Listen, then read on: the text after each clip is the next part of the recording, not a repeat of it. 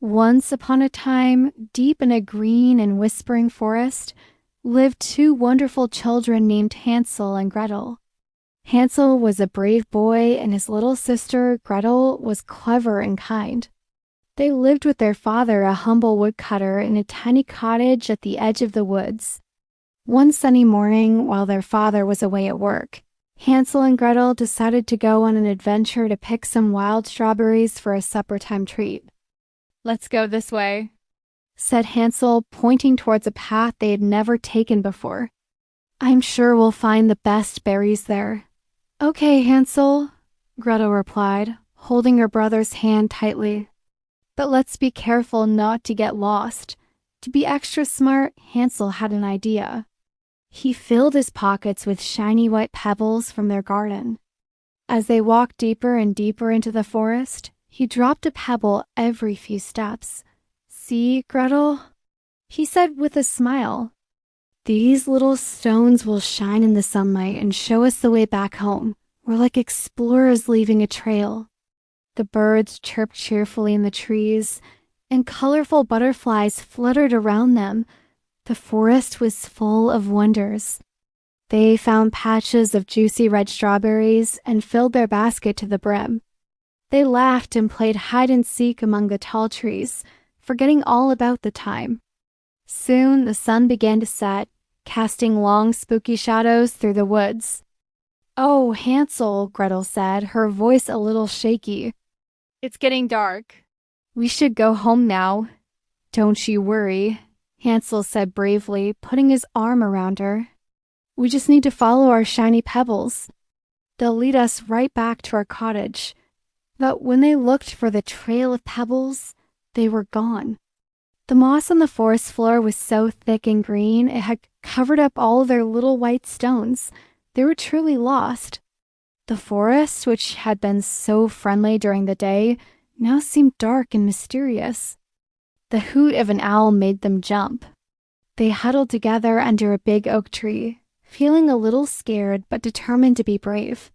"We have each other," Gretel whispered, "and we have our basket of strawberries." They shared the sweet berries, which made them feel a little better. Exhausted from their long day, they soon fell fast asleep, dreaming of their warm beds at home. When they woke up the next morning, the sun was streaming through the leaves. A little white bird was singing a beautiful song on a branch above them.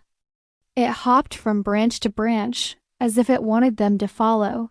"Look, Hansel," Gretel exclaimed. "Maybe that little bird wants to help us." Curious and hopeful, they followed the bird. It led them through tangled bushes and over babbling brooks, deeper and deeper into the forest. And then they saw it. They gasped in amazement.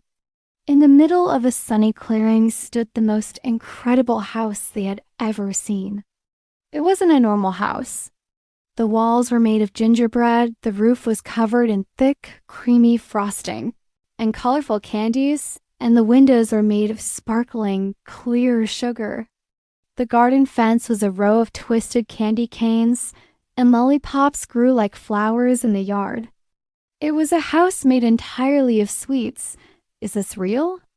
Gretel whispered, her eyes wide with wonder.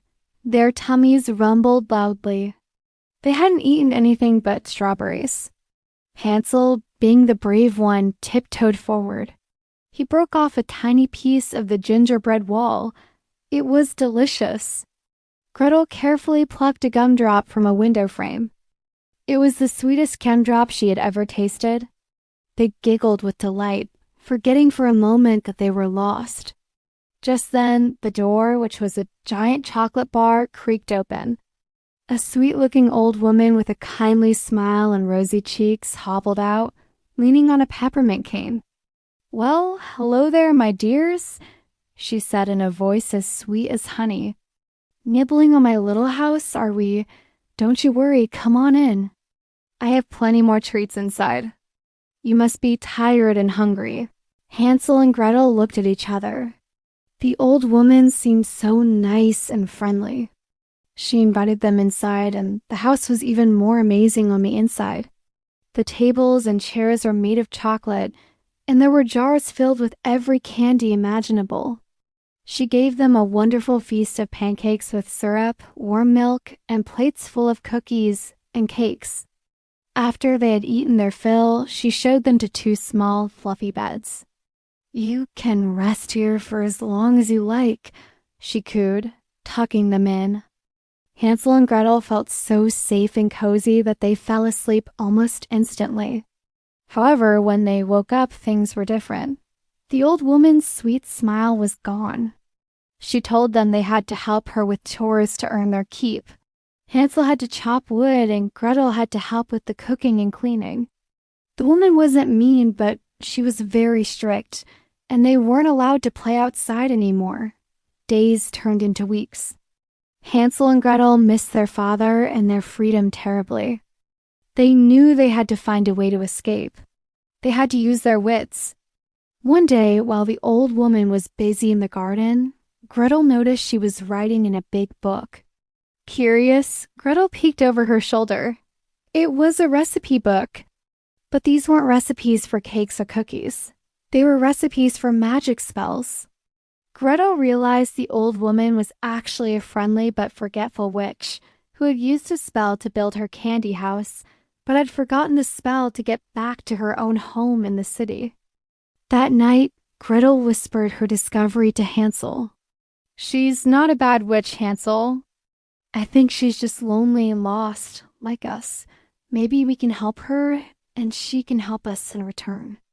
The next day, Gretel bravely approached the witch. "We saw your recipe book," she said softly. "We know you're trying to find a spell to go home. Maybe we can help you find it." The old witch was surprised. Her shoulders slumped. "It's true," she sighed. "I came to the forest to find a rare magic herb, but then I couldn't remember the way back. I built this house to stay safe, but I've been so lonely." So the three of them worked together. Hansel, being strong, helped move the heavy spell books. Gretel, being a clever reader, helped the witch search through the pages. Finally, they found it. A spell to create a magical compass that would point the way home.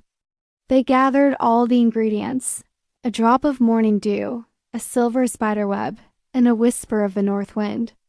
The witch mixed them in her cauldron, and with a poof of sparkling dust, a beautiful golden compass appeared. The needle spun around and then pointed steadily towards the east. The witch's face lit up with joy. "Oh, thank you, clever children," she cried, giving them a big hug. "As a reward, I will help you get home too." She pointed the compass towards the west. "Your home is that way. And please, take this for your journey." She gave them a bag filled with enchanted cookies that would never run out and a map of the forest drawn on a gingerbread tile.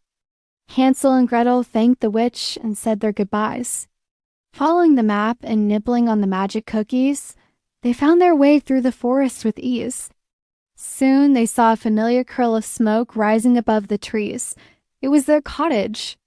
They ran the rest of the way and burst through the door. "Father!" they shouted.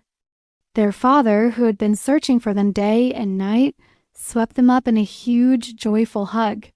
Tears streamed down his face. "My children, I thought I'd lost you forever." Hansel and Gretel told him all about their incredible adventure, the candy house, the forgetful witch, and how they used their courage and cleverness to find their way home. From that day on, they knew that even when things seem scary and you feel lost, sticking together and thinking smartly can lead you back to where you belong. And they all lived happily ever after.